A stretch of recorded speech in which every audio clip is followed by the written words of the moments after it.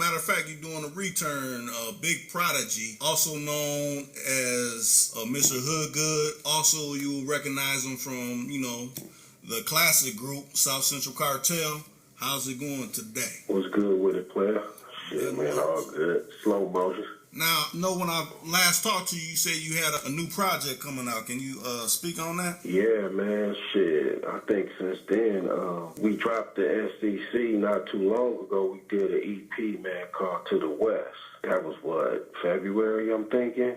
Okay. That was the last group album we did, man. But I think last time I talked to you, I was working on a few things. I still ain't put out at least 2 or 3 of those. Yeah, I want to say it might have been like 2016. It's been a kind of... Yeah, man. Honestly, I haven't. The SCC shit was the last, as far as that goes. I mean, I put out a compilation not too long ago, but it was like I'm releasing a lot of my archive, unreleased joint, very rare heard stuff. You know what I mean? Because I got tons of stuff, man. So I just decided to start releasing some of my catalog that I just have sitting in my computer. Right. Well, I put out the last real group thing I did was the SCC, man, and I put out a greatest hits on myself.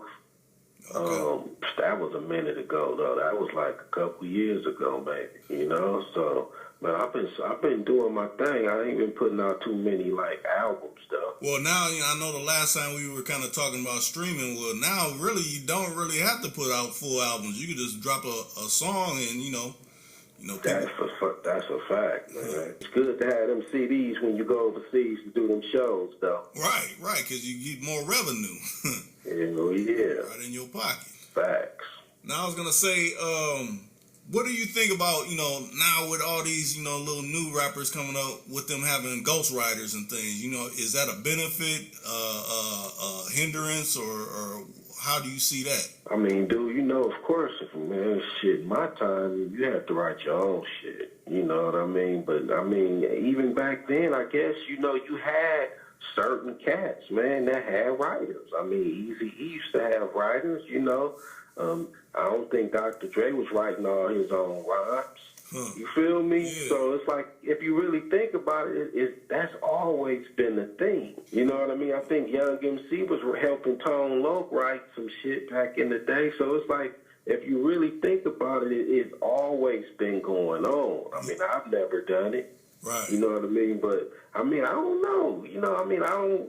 The shit is so twisted and tainted now. It's kind of hard to like really gauge it because if you go way left and say that that's not hip hop, you a hater. Right. You know what I mean? Mm-hmm. So it's like I don't know, man, because it's hard to criticize niggas when they putting out shit and selling 5-6 million of them. You know what I mean? I mean they got their methods. Like Kanye have his team of niggas.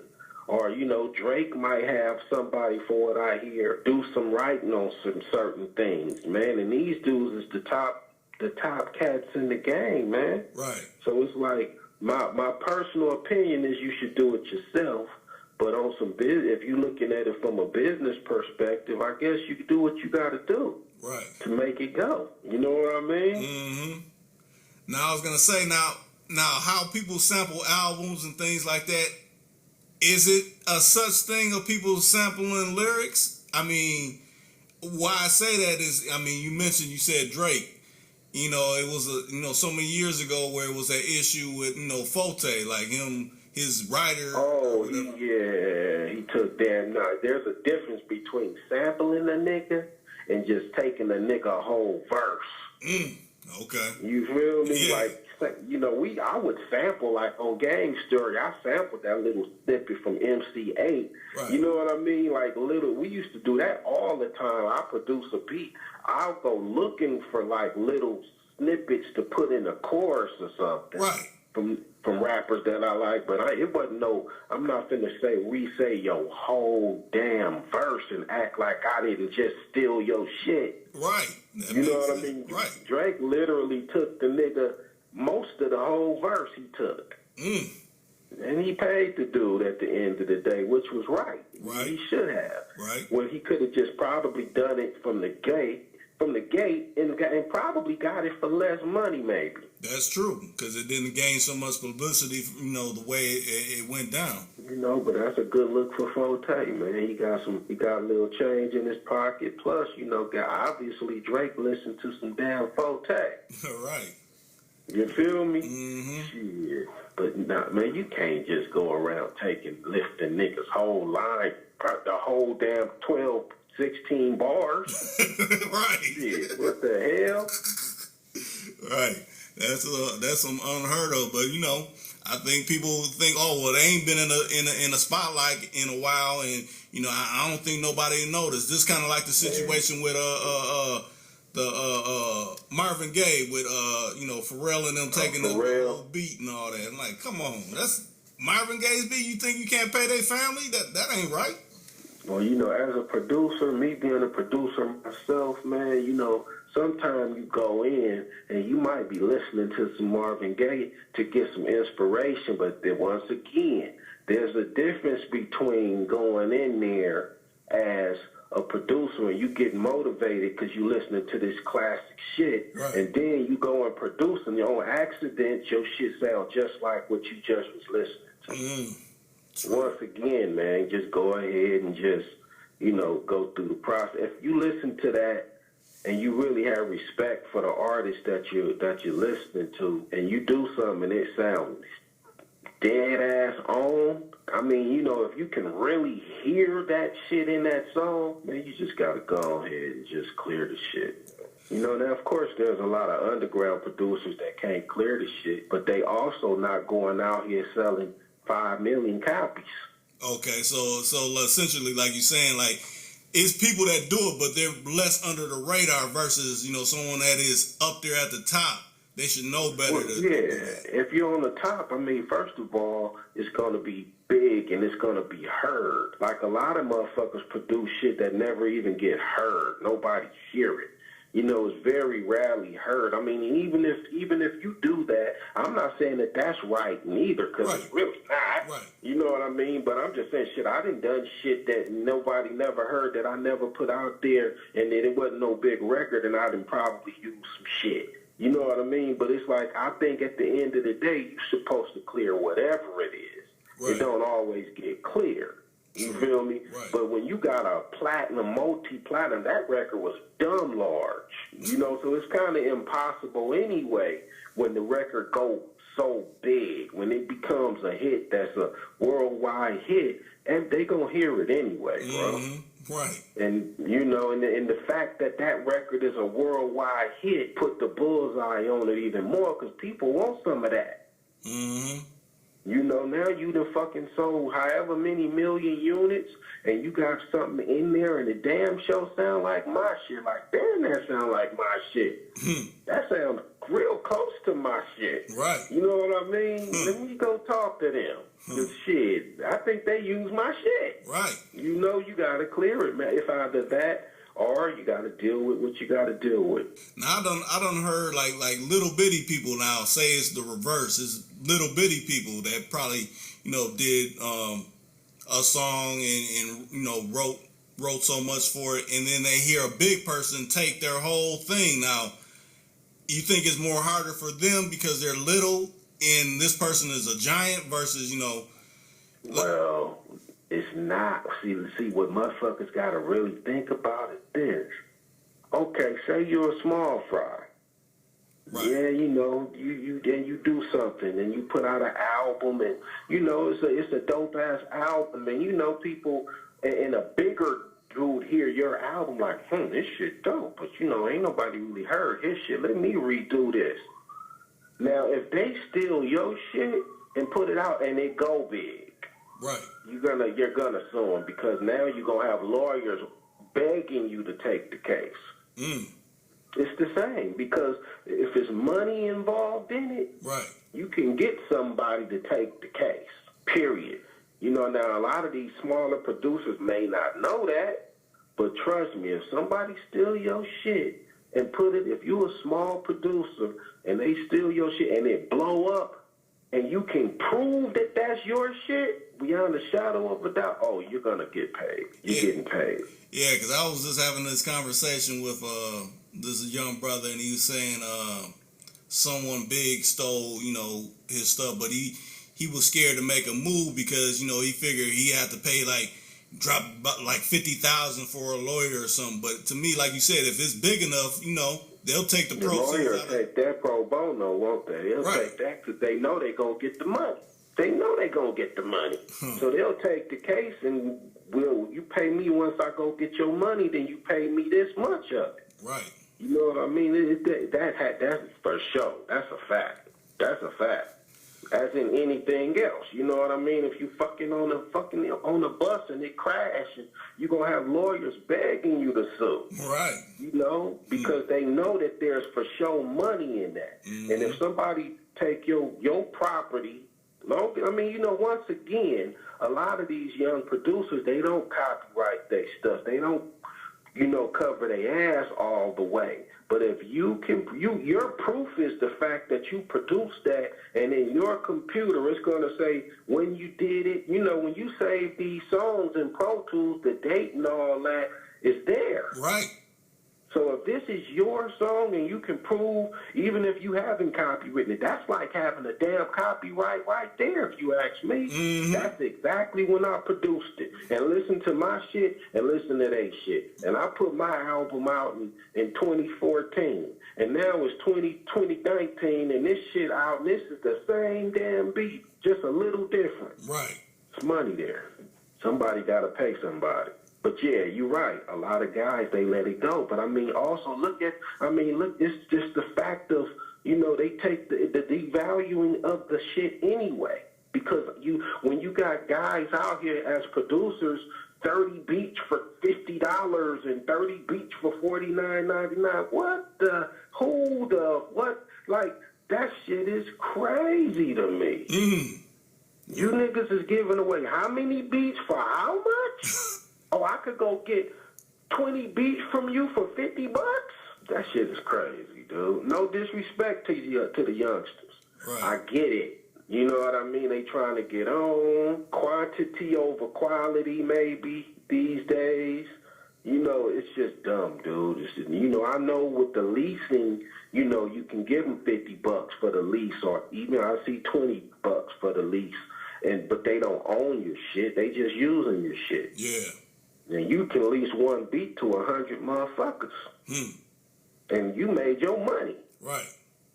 And somebody might come along and say, man, no, I need this. I'm going to give you that $1,500 to take it off your beat page so I can own it for myself. So we can split the publishing, and then it'll be my beat, though. Right. So, but, dude, it's just crazy. Just the whole game is nuts. Now tell me this, so they can get the breakdown. Why you saying that's crazy? Like them selling so many beats for that little price. What's the disadvantage that they're kind of going up against doing that? Well, like I said, they devaluing the music. You know what I mean? Like I used to be that guy. Because I'm old school, of course. I come from the school of we getting $10,000-$20,000 for one beat. That's where I come from. Right. So it's like, of course I didn't, now I know that shit ain't happening. Yeah. Don't get me wrong. I still survive doing what I do, still selling my beats and stuff, but I ain't getting nowhere near what I used to get for the beats because that's just not what it is. Right. Shit didn't change. Mm-hmm. But when you selling how, I'm going to be nice. Let's say 10 beats. If you're giving somebody 10 beats for $20, that's just, to me, it devalues the beats, man.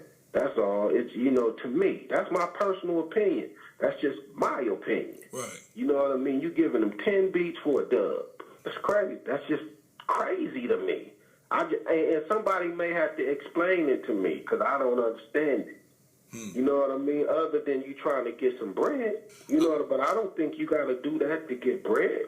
If your shit slap, people gonna want it. They gonna pay what you want them to pay. You don't gotta sell your beats that cheap, man. But it's so many producers. It's so crowded. And dudes, as producers, you sit up and you just make beat after beat. You might have 300-400 beats. So in your mind, you might be thinking, man, it ain't gonna really hurt me to do these deals. I'm gonna give them 10 for 20. I done seen a lot worse than 10 for 20. I'm just being nice right now. I'm gonna say 10 for 20. I done seen more than that for 20. You know, but 10 for 20, and I'm like, damn, what kind of beats is these? Right. You know, and I'll go and listen to them sometime, and some of them be good. And I'm like, what's with this shit right here? Like, what's the science behind the 10 for 20 thing? Your beats ain't worth nothing? Like, dude, is that all it's worth? I get it, though. They trying to sell them by the bundles, to the same bundle to different people. You know what I mean? Yeah. So I guess it's a business model, man. It's just, you got to stand on something, man, or you're going to fall for anything. Fuck that. You know, if you believe in your talent, man, you ain't going to go out and sell your shit that cheap, man. Right. Personal opinion, of course. True. But what I was kind of more hitting at is, like, say you do sell, you know, what you sell it for, and one of those hit. Really, you didn't get paid the right amount of money for it, because now it done blew up and it's making X amount of dollars now, and it's like you can't recoup any of that because you sold it. You didn't lease it, or you didn't do anything like that where you can... Well, you know, hopefully, you know, that's another misconception that people have. Some of these young dudes do exactly what you just said. They go sell it off and that's it. Usually, even when these dudes have like a bundle deal, they still retaining their publishing. Okay. So if one of those songs blow up, they still get paid off of it. Okay. That's how it better be. That's how it should be. Right. Anybody with common sense, that's how they're doing it. You know, but if you just selling it flat out here, you can own this. And I know some guys do that for a few $100s. Yeah. Have the whole thing. Give me a few hundred. You can take this and go do what you want to do with it. I don't own nothing about it. I don't have no more rights to it. Man, please. They should no producer ever do that. Ever. You just don't know what's going to pop. Right. You know, like you hear about the producer that sold the beat to the one guy, the dude that sound like Future. Back in the day. Damn, I can't even remember it. But so, you know, he had that one hit right quick, and then I think he fell off now. But anyway, he had paid a few dollars for the beat, a couple $100 or something, and everybody was like, man, he only got a couple $100. But I think that dude got publishing. The producer got publishing. Yeah. You know what I mean? And he made a nice amount of money on the back end. So, you know, most of the time people cover themselves like that, but most of those guys ain't selling 10 beats for $20, though. I think the people doing the 10 for 20. Now, I understand, one, you can lease this beat for a dub, because you can lease that beat to a gang of different people. So at the end of the day, it adds up. And it's a continuous income stream. You know, that's a different business model. And a lot of cats like me is starting to get into that. A lot of the OG cats, a lot of them are already doing it. Yeah. You know what I mean? So because shit, you might be making $5,000, $6,000, $7,000 a month just doing that. So that's a business. Right. You know, but the 10 for 20, nah. Now tell me about this model. You know, since you know you can speak on the producer side of it too. Now, say someone hires you to make some beats for them, and you know they bring you into whatever studio they're at. And, right. You know, you do about, say, 5 of them, but, you know, they only pick 2. Now, the 3 that they didn't pick, you could just turn around and sell that to someone, like, that just wants to buy beats, and you're kind of making money off of the time that you were spent trying to make different beats for this particular person. That's still kind of, you're getting paid for those 2 that he bought. And then the other ones that he didn't buy, you could turn around and flip them and sell them, you know, for whatever amount of money too, couldn't you? I don't see why not. I mean, unless you got some kind of thing going. I mean, you know, you go to the studio and lay 5 beats. I mean, you better take them other 3 with you. Right. Because if you go to the studio, somebody else's session, and lay 5 beats, and you leave there and you leave those other 3, you basically saying, dude, you could do what you want with these. I'm taking my shit. You know what I mean? We're going to make 5 beats, but we're going to do them in my laptop, so that when the beats is done, I'm taking my whole laptop with me, with my beats. I'm not finna go and lay those beats at the studio in their shit so that when I leave, it stay at the studio. Right. That ain't happening. Right. You know, but what you said, they should be able to sell the other 3 to whoever they want. But I'm saying that's more so advantage because like say their studio, whatever studio they're at, they might have certain equipment that you may not have, so it can give different sounds that you can sell for different tillers and stuff. True, and if you connect your laptop to the mixing board to a big ass SSL board or whatever it may be, you can mix it right there on the SSL and take a mix of that with you, a nice mix on the coming out of that nice equipment. Right. You know what I mean? So you will have the good sounding version of it, but you will also have all of the stems that you know what I mean? You will have the track too with you in case you decide to sell that to somebody else. Now, in my time, you couldn't do that because we was laying on 2-inch reels. So once you laid it in the studio, that's where it was at. I mean, you took the 2-inch reel with you. Yeah. A lot of the time, though, we would have a pile of 2-inch reels sitting in the back of the studio. You know what I mean? Because we was constantly making music. Right. But that's how we moved back in the day. Now it's like, man, hook this laptop up. Shit. Let's do this shit. And, that's why niggas doing so much music nowadays, because it's so much faster. Yeah. So tell me this. So like you said back in the day, it was reels. So when you hear about music supposedly getting leaked back in the day, it was more than like one person it wasn't just one person that made that happen. It was more than one person that had to be at play in making that, leaking certain songs because they were on reels and things, right? Well, I mean, to me, the way music got leaked back in the day was we would go to the studio and make these songs, and we would make cassettes or CDs of it, and then your homies and your homies' friends and niggas get their hands on your shit, and they leak it. Okay. You know what I mean? And I know for a fact back in the day, it used to be cats actively looking for shit like that would give you big money for it. Because they wanted to be the first one to put that shit on some kind of mixtape or whatever the hell it was. You know what I mean? Out the gate. Right. That leaking shit was crucial. Because it wasn't as easy as it is now. Yeah. I see. Somebody had to be an inside man to get your shit before you wanted it to be got. But I remember for a while back then in the late 90s, that shit became a problem. Going into the 2000s, that leaking shit, niggas, even just taking your shit, nigga had your shit on the corner before it's in the damn record store. Shit. Selling your shit out the motherfucking box. You know what I mean? Yeah. Some pirate motherfuckers that got your album. That shit used to be it. That was an issue back then. Yeah, because I remember them CDs was like $18 and up back in the day. Don't have a CD full of unreleased shit or exclusive shit. Right. Because I'm telling you, it was cats out here that would come to you. I done had niggas come to my studio, man, you got any unreleased pop? You got any unreleased this or unreleased that? You got any SCC stuff that ain't nobody heard? They wanted that shit. And was paying good bread for it, too. For real. Now, shit, go on YouTube. Right.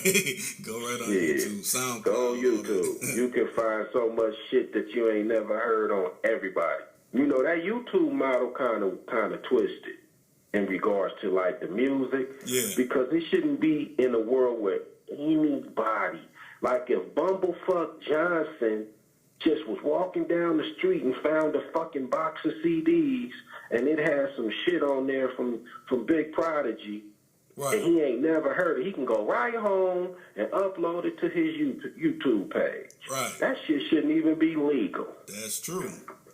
But it is. But you know what? I think a lot of people don't talk about now because this person has passed, because I'm in the state where, he was at. Prince. At a time when he was alive, it was none of his music on YouTube at all. Like, if someone put it up, yeah. Prince didn't play that shit. Now his shit all over YouTube. Yeah, all over YouTube. You know why? Because the people, I no disrespect to his family, but the people that control that now, they just trying to get that bread. Mm-hmm. It's all about getting that money now. It's like, shit, we finna cash out. Right. And they probably making millions. Mm-hmm. Because of the fact his music wasn't there. Right. And Prince didn't give a damn. He was rich anyway, so he didn't care. So, you know, now it's like it's not his wishes being followed. People are going after that bread. Right. You know, I think it should have stayed exactly how it was when he was living. They shouldn't have put it up there. It make it more valuable, if you ask me. Right. It's rare. If it's hard to get your hands on it, they may have the only way they can get it is the way you want to sell it. If that's on CD or whatever, they can only, I mean, of course, because if you put Prince on YouTube before, I'm sure that shit was immediately gone. It like, sure was. Can't put that up here. Dude, I got certain shit. We have certain songs. Like, I mean, you can listen to all our music on YouTube, right. But every time I try to put, like, say, for instance, the Gang Stories video, that shit is immediately flagged. And I don't know why I can't put the video up. They won't let me put the video on YouTube. You can't see that video on YouTube. It's gone. Been gone for a while. Yeah. I tried to put that shit back up. That shit was like, I got an immediate thing like, oop, you can't put this up here. So you can't tell me they can't do it if they want to. They can do it. Right, but then it comes down to what's the paper, when I say the paper trail, because usually if something gets flagged and gets pulled down, who says, who does it says is owned by where it can't be put our shit, that shit is owned by Universal. Oh, okay. When we was on Def Jam, that's all Def Jam shit. Right. So, you know, Universal got the flags on it. And I don't know if it's because, you know, Gang Stories, Miles Davis, I didn't sample it, but I recreated an old Miles Davis joint. And, you know, maybe Miles and his family like, not. You know, I don't know. I'm pretty sure the shit got cleared back in the day, but maybe it did. Right. You feel me? Maybe they came back and sued some people. And they like, man, these niggas is talking crazy shit on this song. Yeah, I don't think we want that up there. You know what I mean? But the song is on YouTube. Yeah. People that made their own little videos and put the song up. But the video makes no motherfucking sense. If I can listen to the song that Jimmy the Cricket put up here, you know what I mean? Right. Why can't I watch my real video on this motherfucker? Right. But the video, no dice on the video. For what? For why? I have no damn understanding of. That's crazy. Yeah, because I remember so many years ago, you could see it, you know, because I remember how... Yeah, you could, for a long time. When you see it from the beginning, you see dude running through the gas station bucking at somebody, and then it rolls into the video and everything. I'm like, man. And it could have also been that, because in the video, they use certain footage from certain things. Right. You know, certain violent things, gangster shit in the video, you know, like you know, violent incidents that happen in the streets. Maybe that got it flagged. I really don't know. You know, of course, I don't talk to them people like that no more, so I have no idea. I just know you can't see it no more. I mean, I put it on some, you know, you could put it in other places. Right. Just not YouTube. Right. Now let me ask you this kind of question, because this kind of still deals with music, but it makes you wonder, it makes you question things. That last album, I say, since we were talking about Prince, you know, I guess, you know, the family pulled out songs from the vault, but all the songs that came out were like, say like Jungle Love and say like, you know, different songs that different acts did. But if you hear it, it's all Prince singing them. So to me, it makes me think, okay, if he came out with Jungle Love and it was the times, but he's singing it word for word and he produced all this music, that means they were just kind of like you know, they just kind of performed it like let's pretend like we're performing this, but really Prince had rights to all this. He just kind of said, go ahead and sing this and sing over what I say and stuff like that. Well, that's pretty much what it was. I mean, Prince would write all this shit, Prince was doing crazy songs, you know what I mean? Yeah. So I'm assuming Morris Day, that was his boy. So he was like, man, I got something for you. Right. You know what I mean? And he like, here you go. I mean, he gave him the song with him singing it. Morris Day learned it. And Prince just kept his version in the vaults. Mm. You know, when he wrote it, he performed it as if it was his song. Right. You know, so when he gave it to Morris Day, he still kept his version in the vault. So, I mean, and everybody knew Prince was writing that stuff. Okay. You know what I mean? Yeah. I don't think Morris Day ever didn't say Prince wrote this. Mm. You know? Yeah. It just, you know, we never heard Prince sing it because he never let us hear it. Right. Now they don't give a damn. They like, here you go. Check this shit out. Mm-hmm. You know, it's just a whole nother twist on that joint. So, that's pretty much my assumption. That's pretty much how it was, I'm sure. You know what I mean? Like, if you write a whole song for somebody, he might write a song and be like, man, this sounds like something that Whitney Houston could sing. You know what I mean? Yeah. And he would probably record that whole shit and send it to her like, here you go, I think this is for you. Right.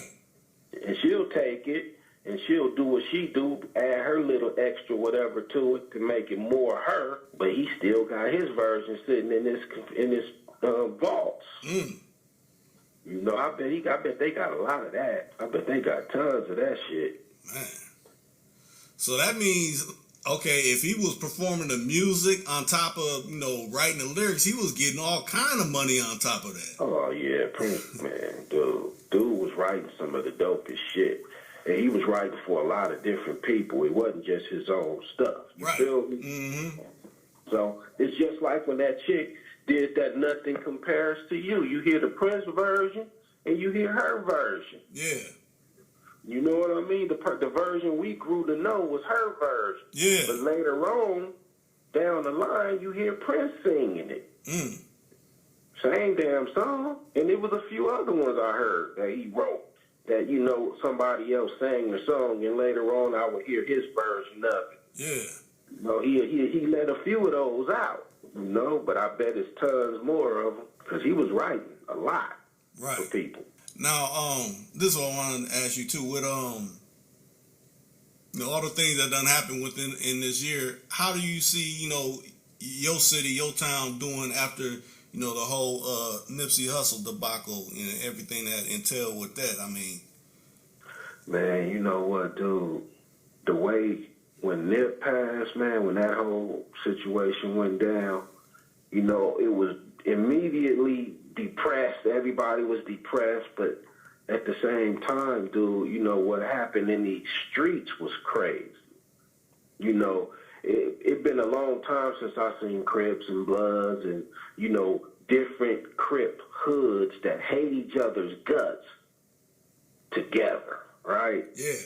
So, where I be at is right here, man. After his funeral, they drove through the hoods, and they drove through where I'm at. And I went out there. Of course, I went out there, and man, that was a beautiful thing, dude. Hmm. Like, I mean, it was wild as hell. Yeah. But if you understand it, it was a beautiful thing. Now, somebody that don't understand that might be like, look at these crazy people. Yeah.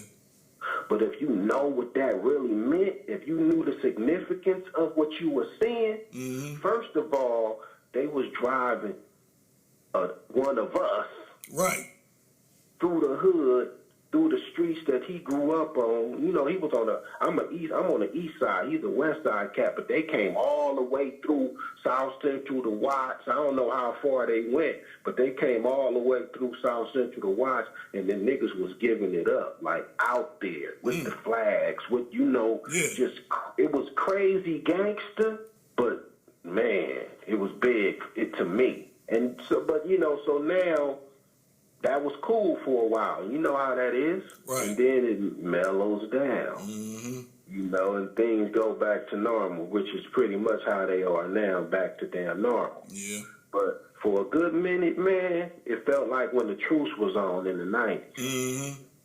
It kind of had that feeling. Okay.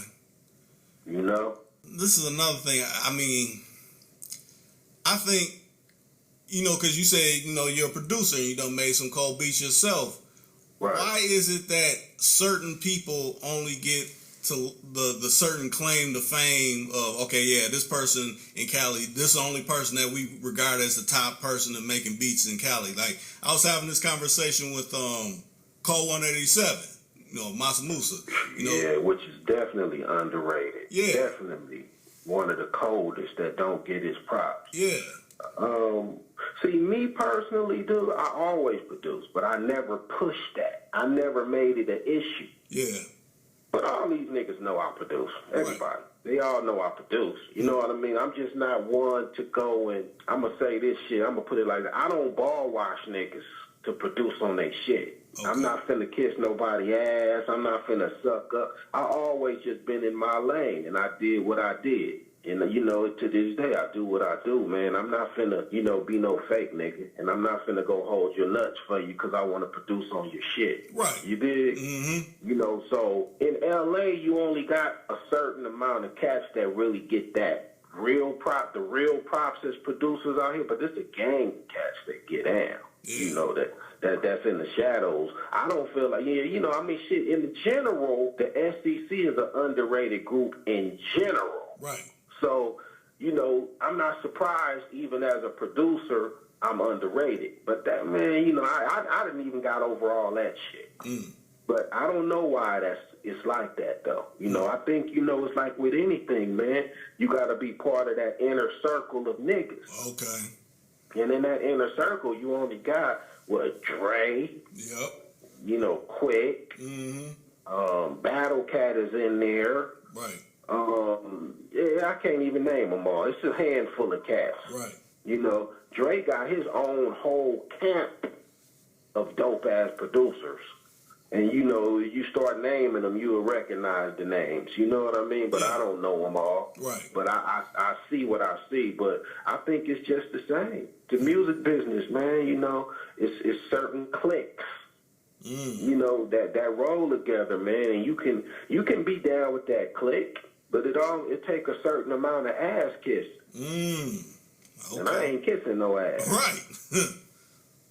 And Hutch don't kiss no ass. Right. And, you would argue that he's kind of in that circle. You know what I mean? 'Cause he, with the Ruthless, with the Death Row, he's aligned with, he know Dre.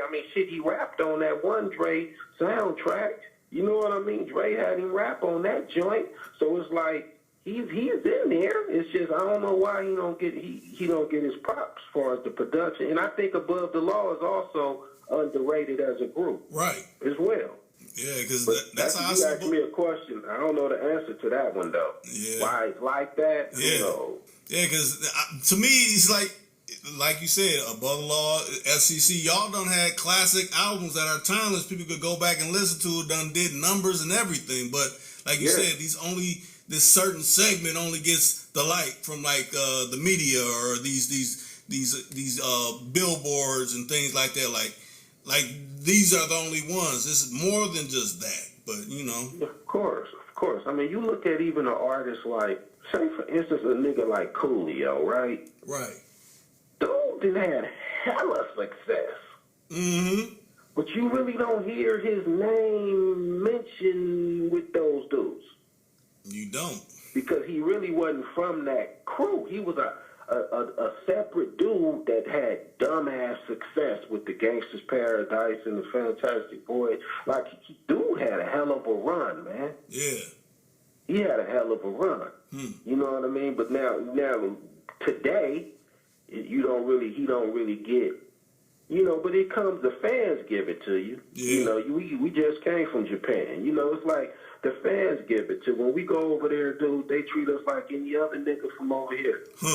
We get treated with the same love that some of these other cats get. Right. It's just when you in L.A. in general, we don't, we oblivious to who you are. Like, who are you? Unless you Snoop Dogg or Ice Cube, I think maybe. You can walk through the streets and regular hood niggas might look at you like, oh, that's Ice Cube. You know what I mean? Yeah. But overall, dude, They don't. This Hollywood. They don't care. Mm. You know what I mean? They don't care, man. But you know, once again, you got to make yourself. You know, you got to put yourself in the spotlight, man. That's true. To get the appreciation, I'm gonna say. I can't blame. You know, the game is the game. Mm-hmm. You know what I mean? I guess you could put yourself in a certain spotlight and you can shine brighter if you choose to do that. It's on you. Right. I never really did it. I never chose to do that. But then, like you said, certain people can rise to the ranks if, like you said, if you don't got a problem with, you know, you want to kiss enough ass, man. You want to ball wash enough of these dudes and dance to the way they want you to dance. You can get some shit. You know, you can become a bigger star. You know what I mean? You can make a lot more money. You can do all these things, dude. Some people don't have no morals. You know, they do what the hell they got to do for that bread. I ain't criticizing them. That's just not the way I move. Now tell me this. Now with, you know, notoriety, essentially you could kind of get away with a lot of things that, you know, person that may not have so much notoriety gets away with. Like, I think to how, you know, the media blows up. Well, Kanye's making a gospel record. I mean, it's been a lot of other rappers that done did that and ain't got, you know, as much light as that. It makes me wonder why. Once again, you know, they choose who they want to put up there. I don't know Kanye's business, so I ain't going to really speak on it. I see what he's doing. I see what's going on with the, you know, and sometimes I look at him and I'm like, he sound kind of sincere. You know, we won't know how sincere that is for years. True, that's true. You know, now, if he's still doing this 5 years from now, he was real with it. He was sincere. Now, 5 years from now, he went back to making the kind of music he was making 3 years ago. Then, you know, maybe he just went through a little phase. Okay. And now he back to doing what Kanye do, the secular music. You know, he said he ain't even performing those old songs no more. So, you know, I don't know. You know, that sounds like somebody that had completely changed. Yeah. You know, but, you know, we won't know for a while, but I don't know, man. You know, I used to produce for the gospel gangsters. Okay. You know, those my guys. And they full throttle gospel rappers, and they never got the attention Kanye get. Yeah. Maybe just because he's a superstar. He's a big, giant artist, man. Yeah. So the fact that he's doing it, it makes it... I've seen on YouTube a few different videos of some gospel rapper artists that's not feeling it. But, I mean, also when Snoop did the gospel album with singers and stuff, certain people wasn't feeling that. But it was a big deal for Snoop to come over into the gospel side and do it just because of the magnitude of his stardom. You know what I mean? Yeah. So, you know, but, you know, I don't know. Then he goes, Snoop morph. He'll do a gospel album. He'll do a reggae album. He'll go do some hybrid disco shit, hip-hop shit. Then he'll go back and do some gangster shit. Like, dude, do what he want to do. Right. Is something wrong with that? I mean, I don't know. You know? I mean, what you think?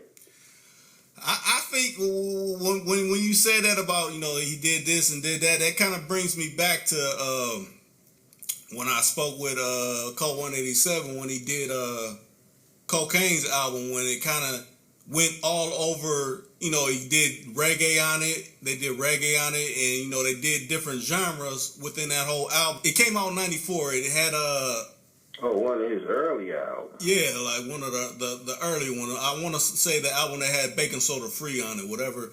Oh, was that his first album? I think that might have been his second album. That's his second? Yeah. That was on Ruthless. Yeah, that was on Ruthless, yep. Yeah. But he told me how he didn't use any samples. All that was original, you know, beats made in the studio. I'm like, man. He said, on the first hip hop album to not have any kind of samples on it. Yeah. I'm like, oh shit. Yeah, I'm like, man, that means you was making everything from scratch. Had the you know, different people playing the guitars and all that coming up in there and everything. I mean, do that. It's crazy to me in regards to Hutch, man. Like when they came over there to Ruthless, don't get me wrong, Dre always been cold on them beats, cold. Even when he was just looping shit up and doing what he was originally doing. Right. But man, the way the sound shifted, because you know, once he shifted to that G-Funk, he ain't looked back since then. His whole style of producing changed. Mm-hmm. And I'm wondering if that came from Hutch and them coming over there with that different vibe. You know what I mean? And Dre liked that shit so much, he like, man, I'm about to do this shit. Yeah. Because that's what we had talked about. He said he's the originator of the G-Funk. And they took it and ran with it and put out the Chronic before, you know, Black Mafia Life really, you know, was able to come out. So it made it seem like they came with it first when really it was Hutch. I mean, even if you listen to the last NWA album, 100 Miles and Running, right? Right. He was starting to go into that direction a little bit on that, but it still was Dre type shit. Right. It wasn't full throttle G-Funk, but it was you could tell it was getting a little bit more polished though. Right. Like Always Into Something, that shit was gangster as hell. Mm-hmm. It was a few of them on there that was clean as hell sound. It was a little bit different than what I was used to, but still it had Dre style all over it. But when he got to the Chronic, it was completely different, like a whole nother thing. Right. A whole nother thing from that point on. You know, so I mean, man, that's crazy, man. And Hutch was the guy that influenced him to start doing that. That's crazy. Right. Now, how does that work too? Because when you was naming different producers, I mean, say it's a producer that got a big name, you could have little producers under you, and essentially, is it like you're claiming, you know, what they done, you know, the works they done did because you're a big name, or how does that work? Yep. Yes, that's exactly what it is. So like, there's a lot of producers that are cracking, big names. They'll have a whole team of young niggas producing under them. And it may be a situation where, say, let's use DJ Mustard as an example, because I think he got a crew of producers. Okay. I know he do, because I know a couple of them. Okay, so you might go Mustard with some fire, right? Right. Mustard take that, he might go sell that beat, and this is just me assuming right now. Okay. I don't know this for a fact. Right. He might take the beat and sell it for 40, 50 racks. Because I know Mustard probably getting hella money for a beat. He might go back to the young guy like, man, he go 10. Damn. I'm saying, dude, that gotta be the way it is. I can't see it being no other way. Because Mustard's name is what sold it for 50. The young dude might have a deal with Mustard like, man, I'm going to give you 5, 10 a beat. And that's just how it is. And Mustard's name is going on that with the guy. It'll be produced by Mustard and Bumblefuck. Okay. You know what I mean? Yeah. Bumblefuck is whoever the producer I know what you're saying. Yeah. You feel me? That happens a lot. Wow. That happens a lot in this business. It happens all. Dre got it. Like I said, Dre got a whole team of producers that he pay monthly to make beats. You know, these niggas getting taken good. They getting taken good care of. Like, these niggas is living nice lives. They getting thousands of dollars a month to just constantly make beats. And I think they might have to turn in a certain amount of beats a month to Dre. You know, when Dre get them, you know, he'll listen to it. Whatever ones he like, he'll probably take them and put his stamp on them, touch them up a little bit, change this, change that, add this, add that. And when it go out, it's Dr. Dre produced it. And probably with the other person's name next to it. Right. Gosh, dang. And I'm sure in some cases, it's produced by the guy, not the guy that gave him the beat, but the big name guy, without nobody else name, even though he didn't really produce it. You know, that happens a lot too, I'm sure. I'm sure. You know, but that's just how it is, man. But what do you say? If somebody's saying, man, I'm going to give you $20,000 a month, dude, all you got to do is bring me 6 beats. 6 usable beats. Because if you think about it, say you're Dr. Dre, right? Right. Somebody, you got this young, dope-ass producer that got some flavor that you don't got, but this shit is dumb. You know, it's dumb, stupid dope, right? Right.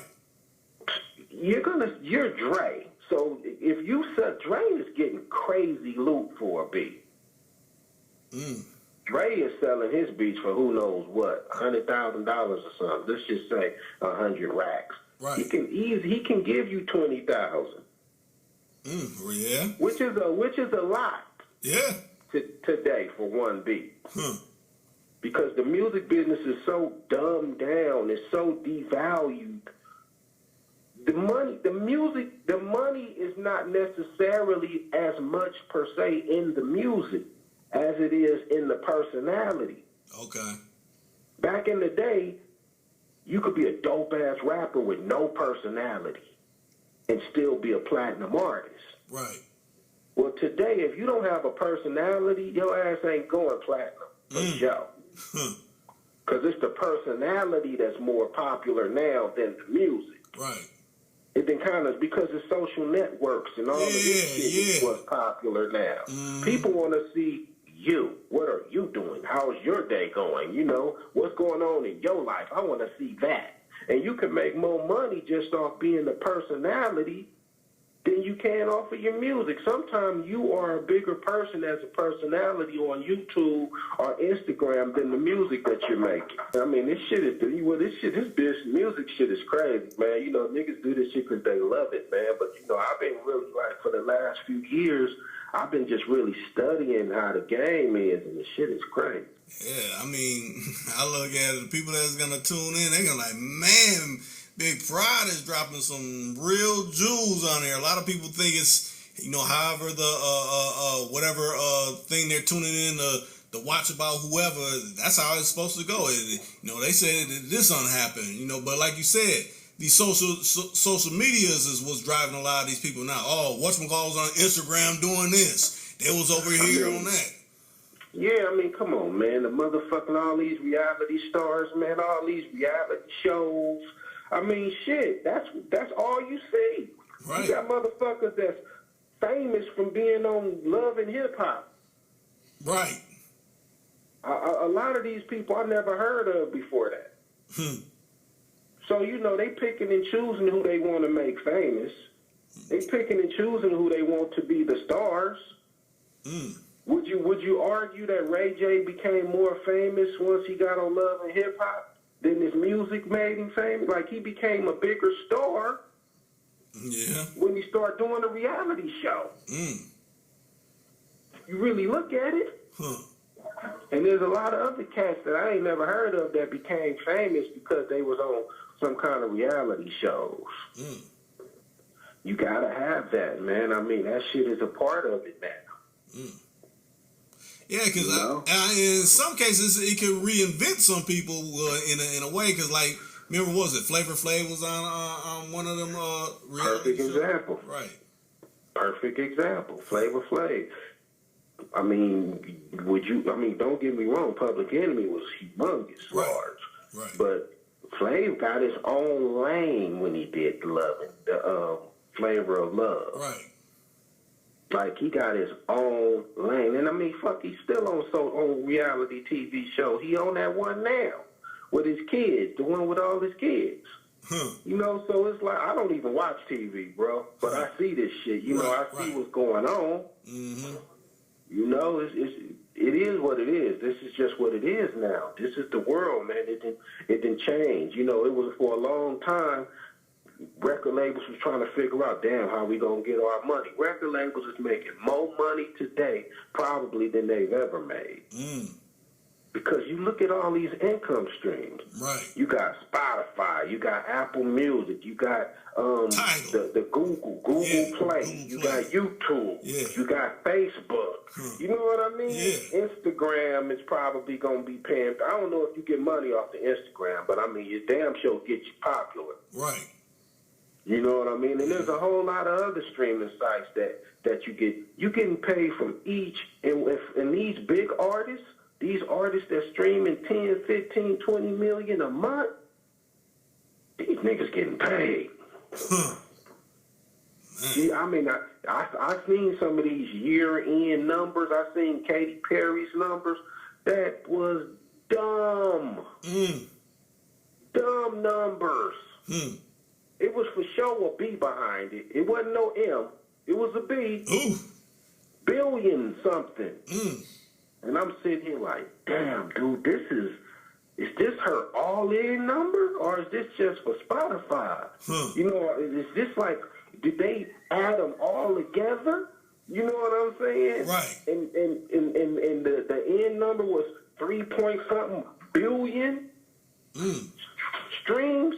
Like, it's crazy, dude. And I know when you break them dollars down per million, it's like a certain amount. You know what I mean? But still, dude, I don't know what the final number is. But if you're getting 2 or 3, if you're getting 3 or 4 million, thousand for a million stream, I don't know how the numbers fall. But if you got 1 billion streams, somebody made a lot of money. Now I got two things that kind of relate to that. Now, do you think like Katy Perry and what's the other little singer girl that be singing? I'm trying to think. Well, I ain't saying really. What's her name? Not Katy Perry. I think she had that album called 1989. What's her name? 1980, man, I have no idea. You ain't talking about Ariana Grande, or? No, well, she's big too. Well, think about it like this: since you think they're backed by the machine, so they only get percentage versus a person that's independent and they got all the money coming to them. Yeah, they getting a percentage. Because what made me think about, you could have a big star, but them not really getting paid. I watched an interview with Patti LaBelle, and I guess the interviewer was asking her something about, well, you sang this one song. I know you get a lot of money off of that. And she's like, I was paid to sing it. I didn't write it. I didn't get any residuals for making any of the music. I was paid to sing that song at that time. I don't get anything else behind that. I'm like, a lot of people would think, oh, they getting paid, but, depending on who's coming to them, they're just paying them for the song, and, with whoever the writer's credit, whoever wrote it, they're getting all the money for how many plays that gets and all that, and a lot of people don't know about that. Man, well, yeah, if you didn't write the song or produce the song, right? Yeah, you're not making much. You ain't making much. But, if you're an artist and the damn song stream millions, you're going to make some money. Okay. You're going to make some money. Something. And then the other one that kind of, I talked about this a while ago, and I was getting different takes. Different people had different takes on it. I remember when that Jay-Z 444 album came out, he had a deal with Sprint, where like if you bought these Sprint phones, just kind of like how they gave you the album, just kind of like how U2 was giving out the album for free on iTunes and stuff like that. To me, isn't that a way of playing with the numbers? Like, oh, I'm selling this much, when really it's just people were trying to get the phone, and you were just giving that away. You can look at that a different way. Okay. Well, Sprint paid the guy, right? Right. So Sprint went to Jay-Z and said, look, we're going to do this. We're going to pay you. I don't know if it was the equivalent of 1 million sales, right? Right. But we want to give away to people who go to bring people to Sprint. We're going to give them your album, so we're going to give you $10 million.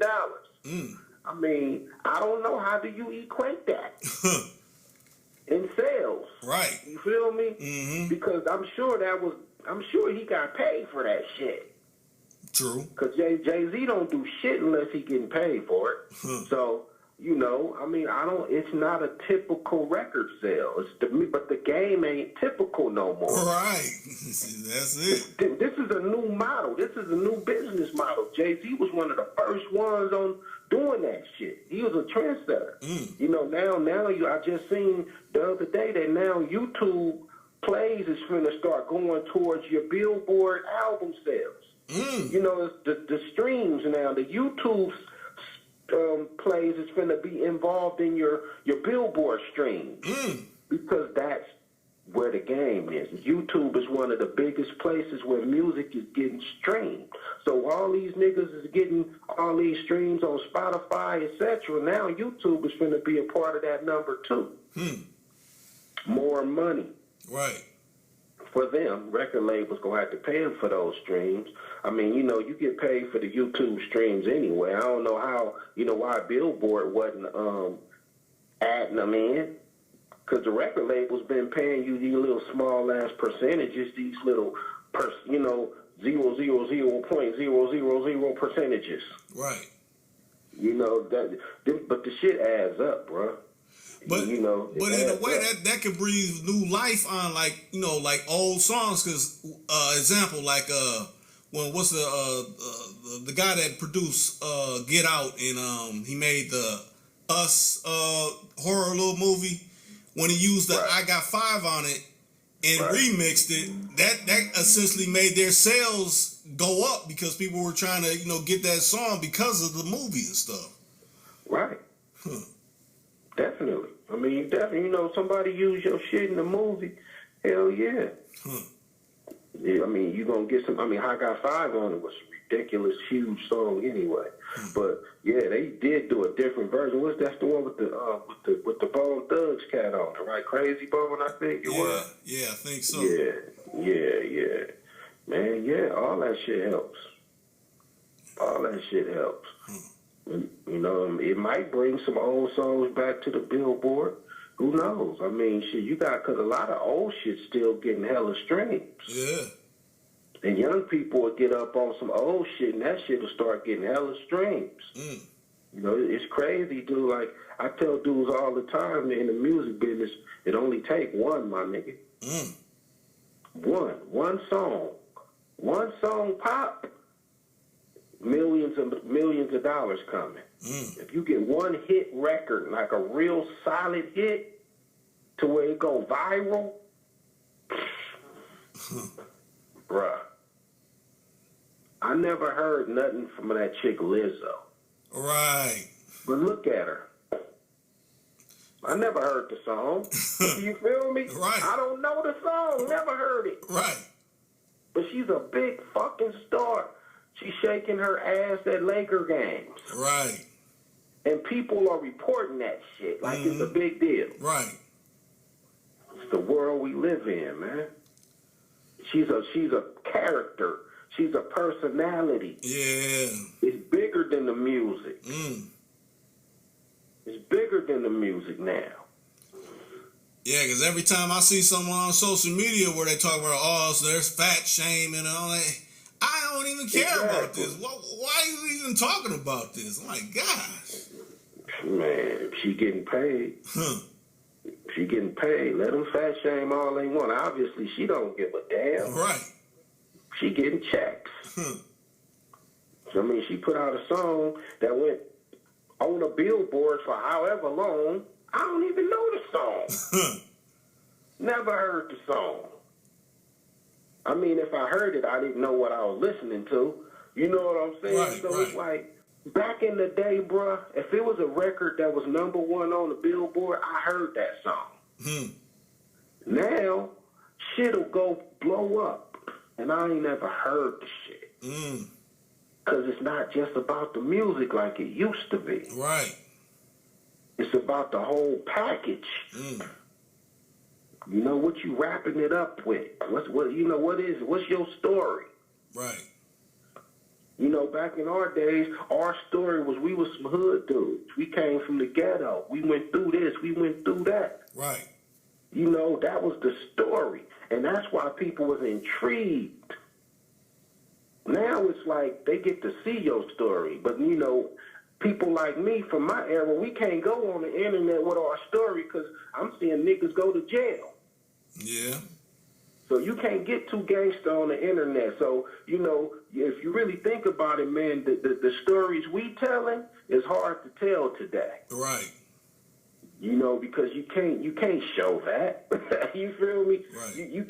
You can't go on there and show nothing like that. I mean, if you still in these streets. Right.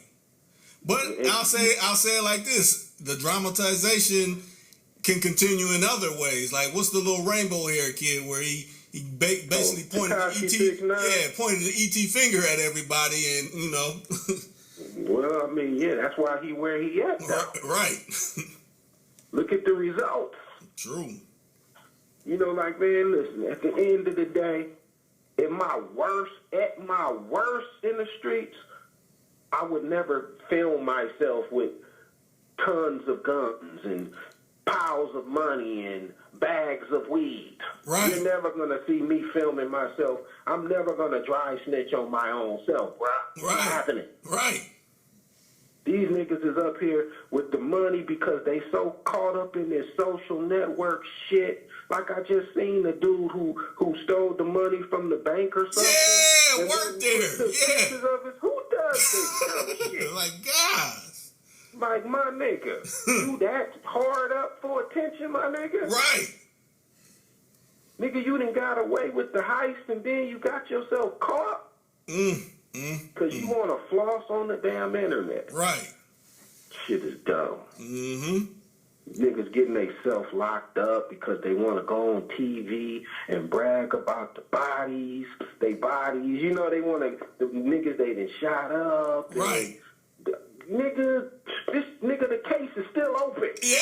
That don't never close. Shoot. Nigga, the case is still open. Right. You up here running your fucking mouth. Mm-hmm. Shit is, I mean, these niggas is cut from a different cloth.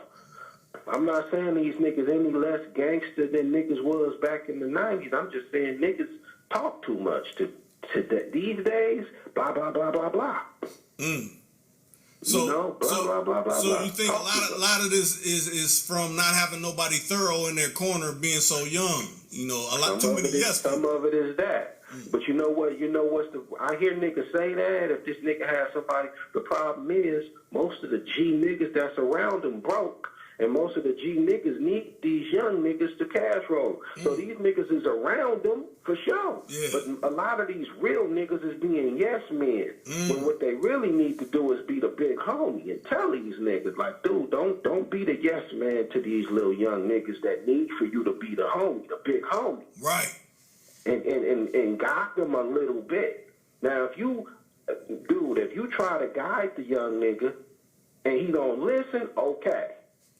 But at least you tried to guide him. Right.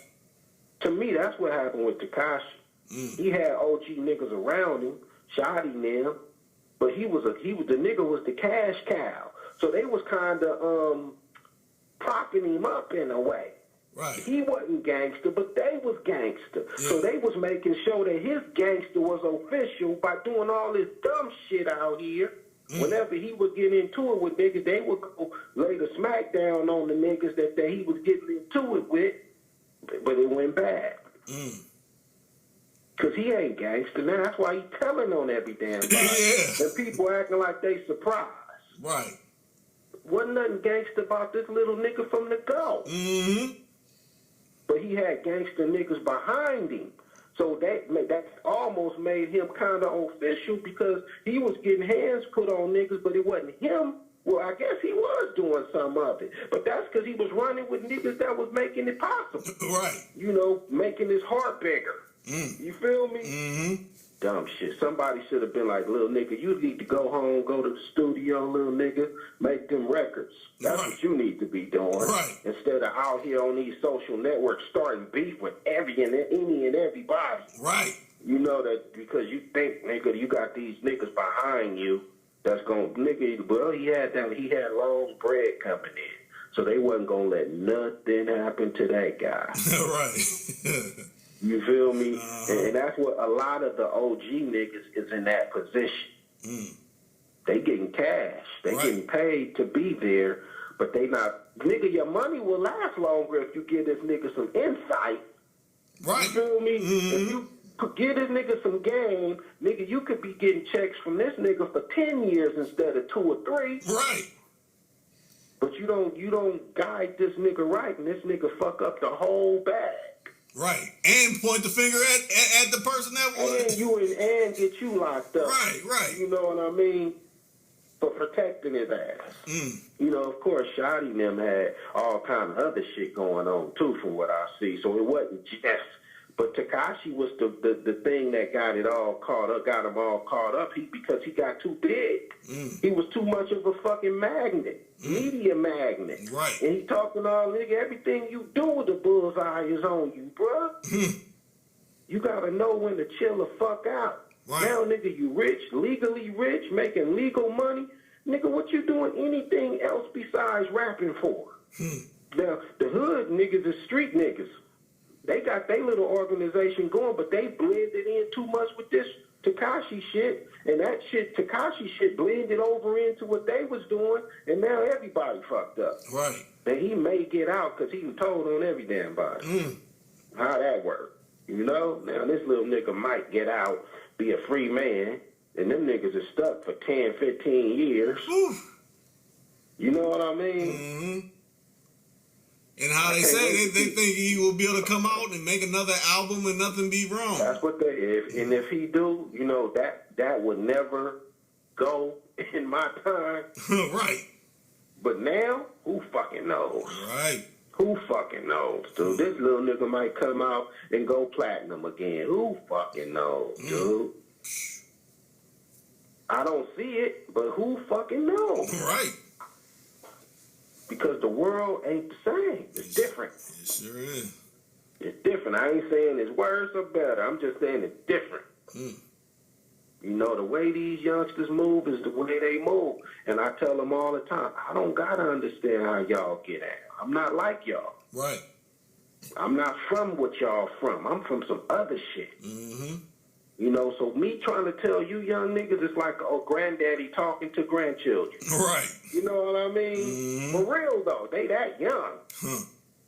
So it's like, you know, it's like, I can't tell them, I can give you some advice on. Right. You take it, good for you. You might be better off. But if you don't, and you want to go out here and wild out, and, you know, more power.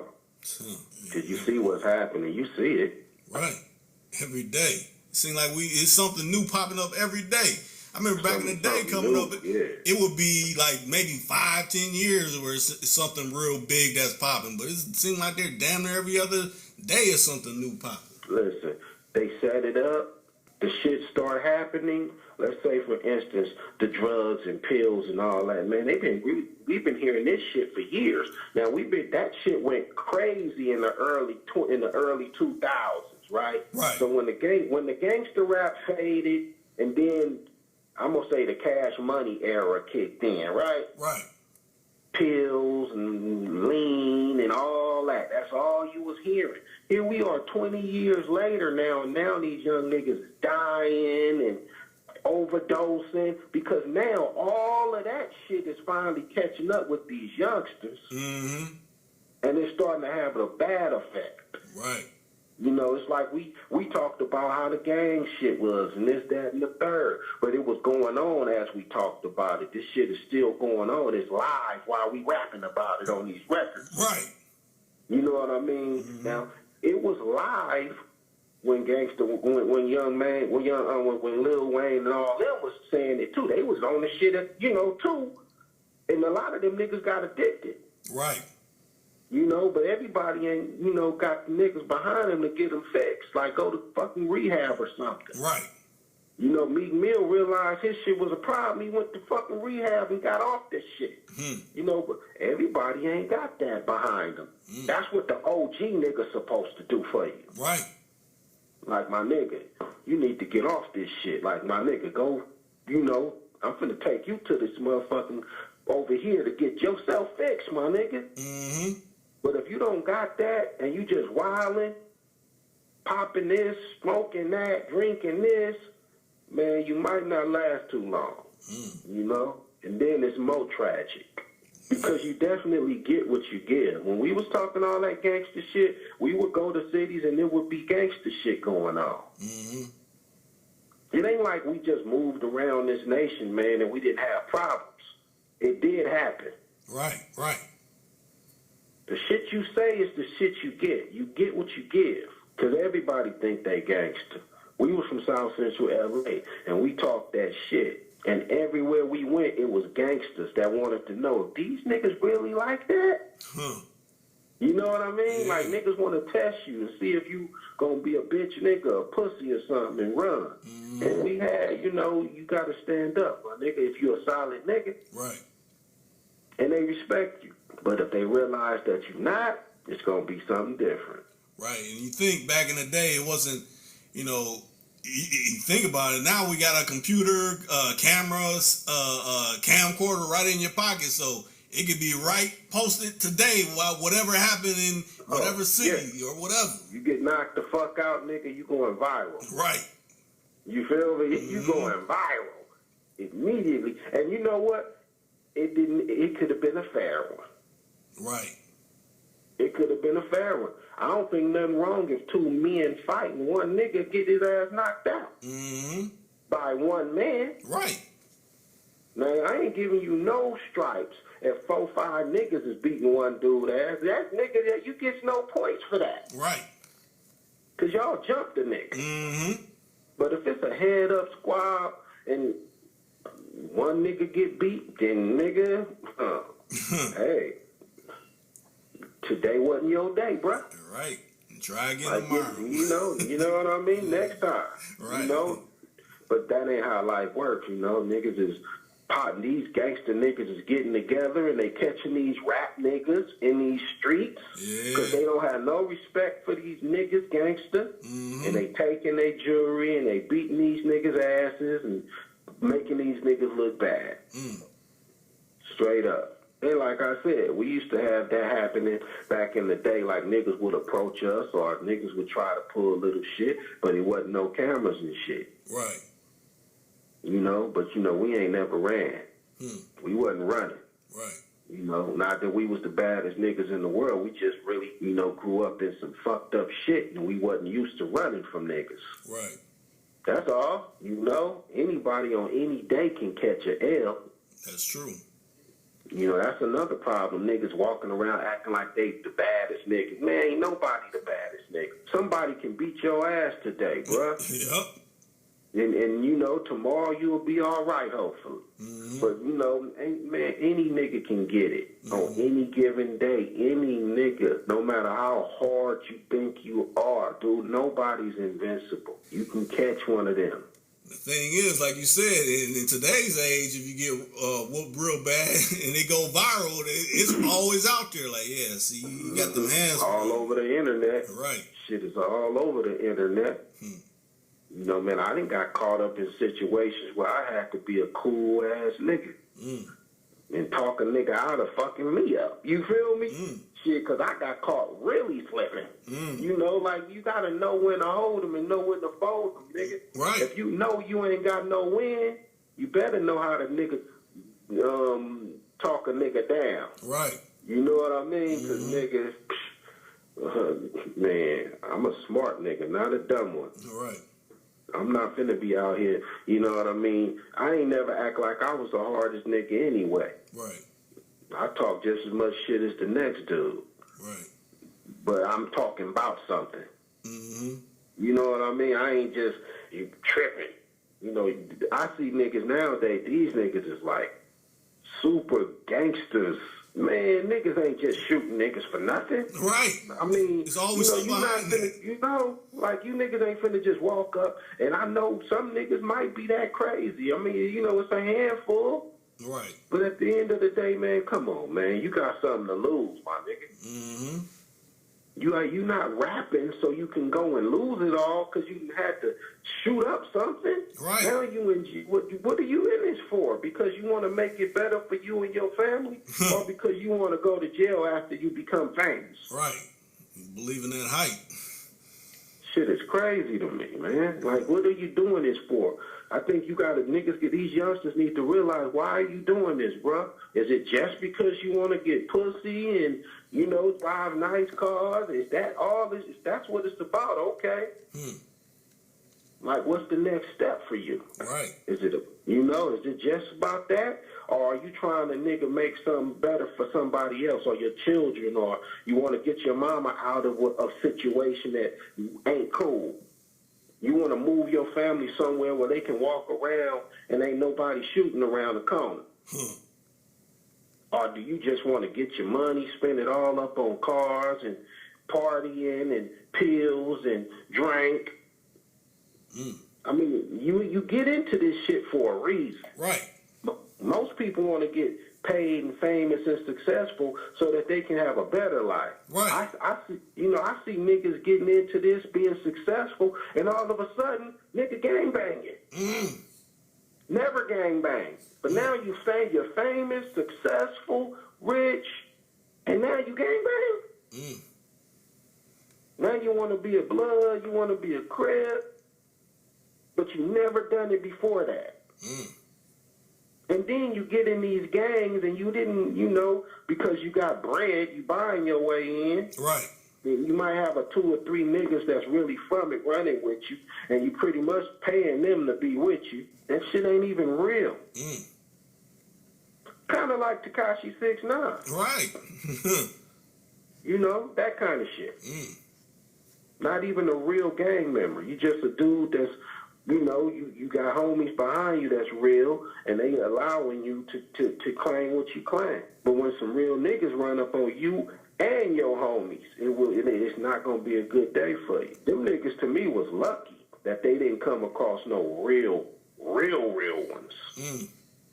The ones they came across was niggas that they can get some money to, you know what I mean, to kind of like pay niggas to roll with them and this, that, and the third. But, I mean, it could have went bad, but it didn't. They got lucky. Man, we've been on here 124 minutes. I'm glad. What? Right, yeah, we've been on here. Damn, I didn't know we've been talking for that long. Yeah, you done dropped some serious jewels, and I know, everybody that's tuned in, go pick up everything out of his catalog. Everything that you see out there, get it. Go get that shit, man. Anything South Central Cartel, Big Prodigy, you know what I mean? Social networks, man. South Central Cartel, at South Central Cartel, at Big Prodigy, at Mr. Hood Good. You know what I mean? At Young Prodigy, at Cali Pitts.